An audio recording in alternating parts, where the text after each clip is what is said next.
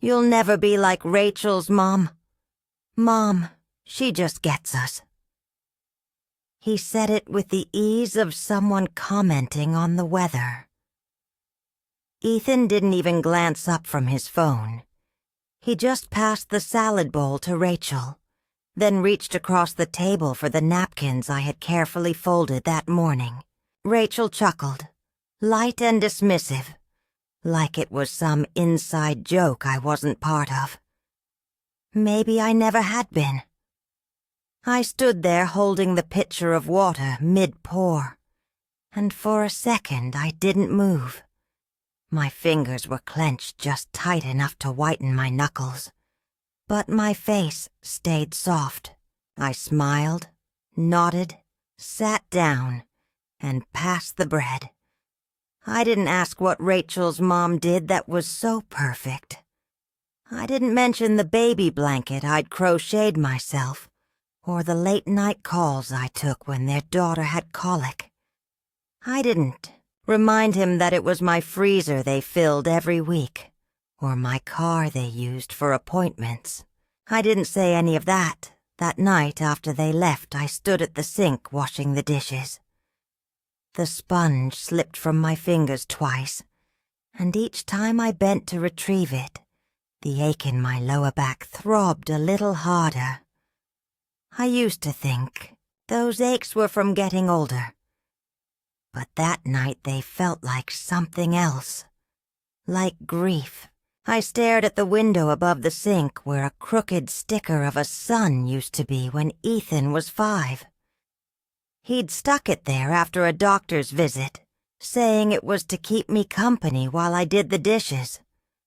Now the glass was bare, and I wasn't sure who I was washing dishes for anymore. I dried the last plate, turned off the light, and went to bed without setting the coffee pot for morning, because something told me tomorrow didn't need to begin the same way.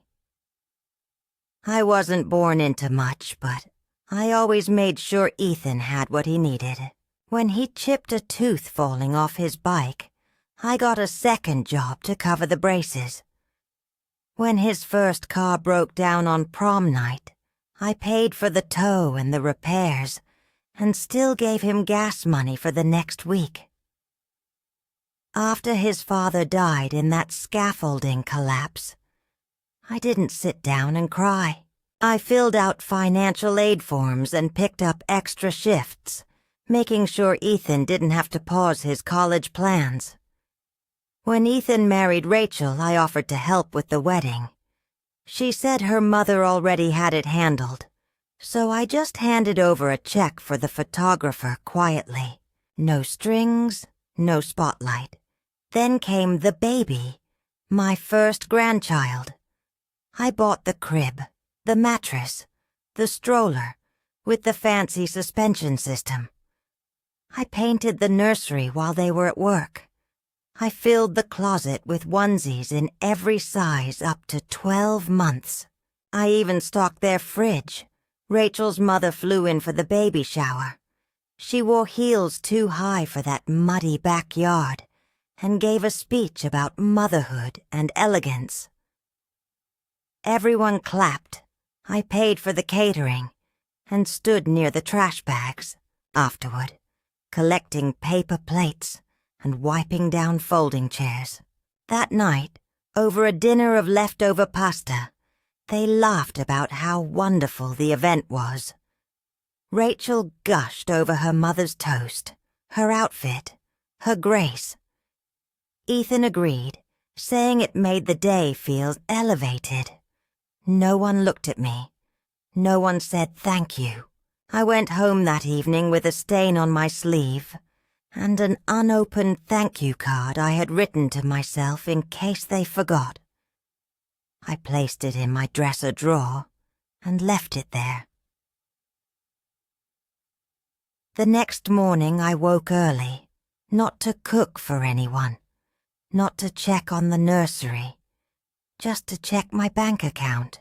I stirred my coffee slower than usual that morning, the ceramic mug warm against my palms. The house was still.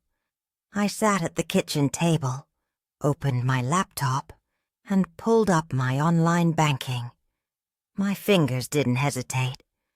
I went straight to the list of recurring payments. First, the electric bill. Cancel. Second, the grocery service I signed up for when Rachel said she didn't have time to meal prep. Cancel. Third, the streaming subscriptions, the security system renewal, the shared phone plan I never used. Cancel. Cancel, cancel. It felt strange how simple it was.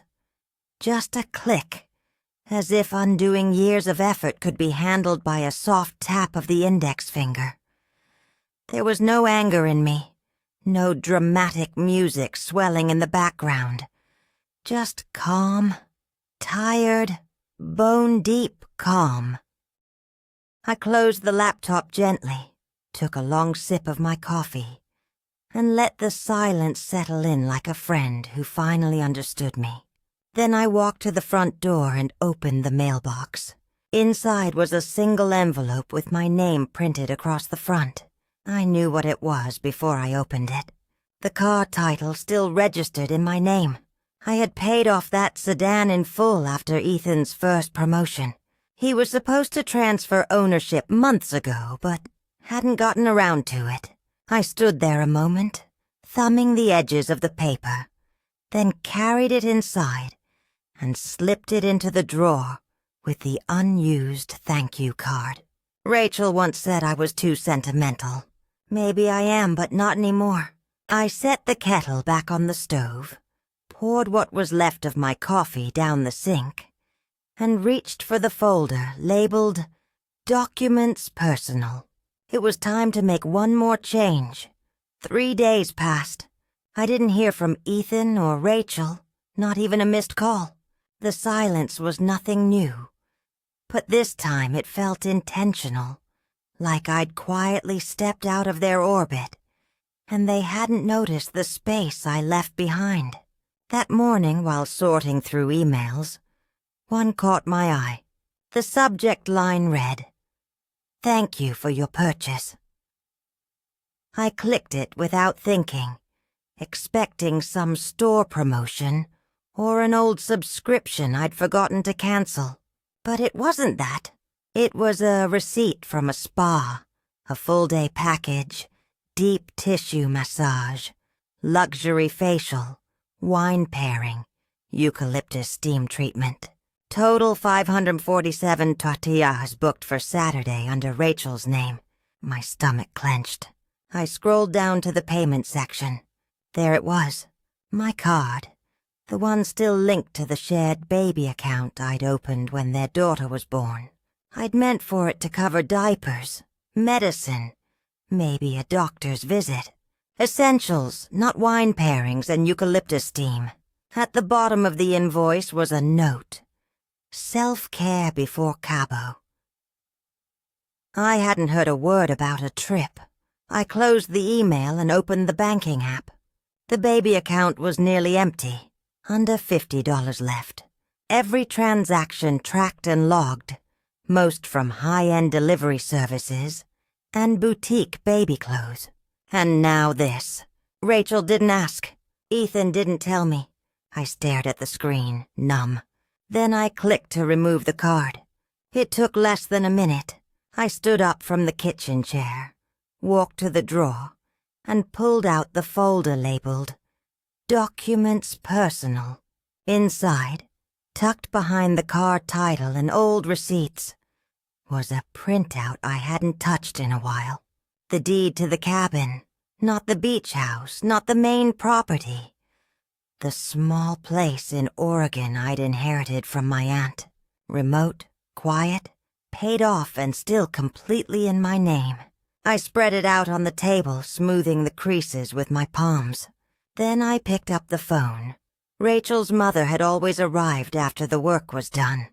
Hair done, nails fresh, a scarf tossed around her shoulders like she was headed for a brunch shoot instead of a baby shower or a birthday party. She'd glide in, hand over a bottle of imported wine, kiss the baby's forehead, and pose for pictures. The captions on Rachel's social media always read the same. So lucky to have such a strong, inspiring mom. In the background of those photos, I was usually blurry, holding a garbage bag or wiping cake frosting off a plastic table. No captions for me, but I didn't say anything. I thought maybe in time they'd see the difference between show and substance. That maybe the quiet things I did would one day speak louder than the performances. They didn't. Instead, my inbox filled with small requests. Can you run to the store? We're out of milk. The sink's leaking again. Can you swing by after work? Rachel's mom is taking a break this weekend, so if you could... No greetings, no thank yous. Just tasks disguised as invitations. And when I did show up, they barely noticed. Ethan would be on his phone. Rachel would say, "Thanks," without looking up. If her mother was around, I became invisible altogether. Once I heard Rachel tell a friend, "Ethan is so thoughtful. My mom really raised him right." I didn't laugh. I didn't cry. I just folded the baby laundry I had picked up on my way there and quietly let myself out. The truth was, I didn't want credit for raising Ethan. I just wanted to feel like I mattered. But I was no longer sure I did. Later that night, I walked out to the porch and sat with a pen and a legal pad, the kind I used when I needed to make hard decisions. At the top of the page, I wrote, "Things I still owe them." Then I drew a line through the whole page. The bank was quiet on Thursday morning. A little too cold, a little too clean. I took a number and waited near the window, watching cars pass by on Main Street. When they called my name, I stood calm and certain. The young teller smiled and asked how she could help. I handed her the folder I'd brought. Account closures, card cancellations, the release of my name from the townhouse lease. Every detail was there, every step outlined. She scanned the documents and paused when she saw the lease form. "You were the guarantor?" she asked, eyebrows raised. I nodded. She blinked, then continued typing. "All right, just one more form to sign and you're completely free." I signed it without hesitation. My name no longer tied to their bills, their rent, their emergencies. It was like stepping off a treadmill I hadn't realized I'd been running for years. On my way out, I passed a little home goods shop and stopped. A porch chair caught my eye. Wooden, curved arms, weatherproof. It reminded me of the kind my aunt had on her deck in Oregon. The cabin I hadn't visited in a decade, but had never stopped thinking about. I bought it that weekend I stayed home. No milk runs, no last-minute babysitting, no errands dropped into my lap like obligations I should be grateful for. Just my new chair, the breeze on my porch, and the sound of birds picking at the feeder I'd filled that morning. I didn't check my phone. I didn't call, and no one called me. But Sunday night, I got a message from Ethan. "Hey, do you know what's going on with the electric bill? The lights went out and I can't get through to the service line." I stared at it for a long moment. Then I set my phone face down on the armrest, took a sip of coffee, and watched the sun dip behind the trees. The first call came at 2:12 p.m. I watched the screen light up with Ethan's name. "Let it ring." The second came 15 minutes later, then a third at 3:06. That time I silenced the ringer. I already knew what he wanted. There was no power at the townhouse, no AC, no fridge. I imagined Rachel throwing out spoiled groceries, cursing under her breath. I imagined the baby fussing in the heat. By the fourth call, I was steeping my second cup of coffee. The sun was just dipping low enough to paint the walls gold. I picked up. "Mom, what the hell is going on?" "The power's off. Rachel's furious. The baby's crying and we can't get through to the utility company." I took a slow sip. Did you try resetting the breaker? What? No, it's not that kind of outage, Mom. The bill didn't go through. I thought you had auto-pay set up. I leaned back in my chair, eyes on the breeze rocking the wind chimes outside. I don't, I said. There was a pause, then a low, incredulous laugh. Are you serious? Why wouldn't you tell me? I kept my voice steady. I figured you'd ask the one who gets you. Maybe she can help you get reconnected. Another pause. Then his voice shifted, half hurt, half pride. You really hung me out to dry? No, I said quietly. I stepped back and let you handle what you called yours. And then I hung up. I didn't feel triumphant, not even relieved. I just felt still. The wind moved through the trees outside, soft and indifferent, and for once, I didn't move to fix a thing. The subject line read, "Disappointed in you." Rachel's email was exactly what I expected, sharp, condescending, and full of assumptions. "You're being petty and cold," she wrote. "This isn't what a real mother does. Ethan is devastated. We're doing our best. But your silence is making everything worse. I don't know what happened to you." I stared at the blinking cursor, typed one sentence. You never asked who was paying, only why it stopped. Then I sat back, reread it, and hit delete. Not worth it. Instead, I clicked forward, sent the entire email to my lawyer with a short note. Keep for records just in case. Later that week, a neighbor showed me something. Rachel had posted a photo of a candlelit dinner, melting ice and glasses with their toddler in the background, wearing just a diaper. The caption read, "Some people only love you when they control you. When they can't, they call it distance." Dozens of likes and a few sympathetic comments followed. "Stay strong, Mama. Cut the toxic ties. Let them go." I didn't reply. I didn't defend myself. I just poured another cup of coffee and sat on my porch chair, watching the sun settle behind the trees. There was no bitterness, just space. Finally, a hummingbird flitted to the feeder I'd hung last Sunday. For the first time in years, no one was calling my name from the next room. No grocery lists on the counter. No late-night texts, asking for a quick loan or a last-minute babysit. I leaned back and took a long sip.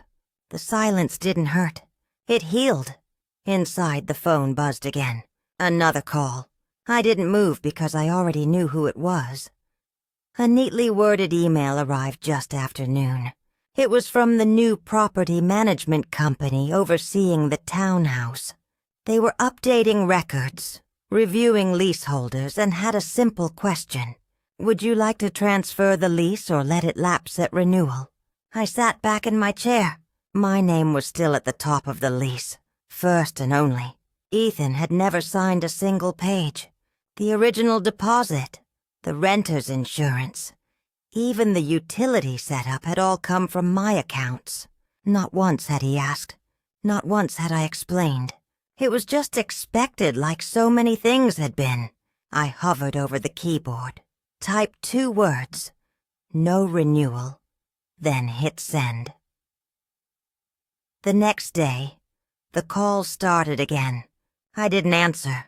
Instead, I watched the days tick down like quiet dominoes. The townhouse technically would revert to the management company by the end of the month. And without my name, Ethan had no claim, no contract, no defense. I imagined the moment he'd learn that. Maybe during a visit to the office, assuming everything would be fine. Maybe when a letter arrived with a formal vacate notice. His name nowhere on it. Not my revenge. Just reality. I had carried them on paper for years, quietly, without ceremony, without thanks. Now the weight was lifting line by line, name by name. I brewed another pot of coffee, let the steam fill the kitchen, and opened a folder I hadn't touched in months. My own apartment application, the one I'd saved but never submitted. A new address. A new start. Because if my name was going to be on something this time, it would be mine. The garden was quiet, except for the low hum of cicadas in the distance. I cradled my cup of coffee in both hands, letting the warmth settle into my palms. The porch light hadn't come on yet. It didn't need to. The sky was still holding on to its final amber threads, brushing gold over the edges of the roses I'd pruned last week. I didn't check the phone inside when it rang. I didn't move when the text alerts stacked, one after another, desperate, accusing, pleading. I just breathed in the dusk and listened to the breeze move through the leaves.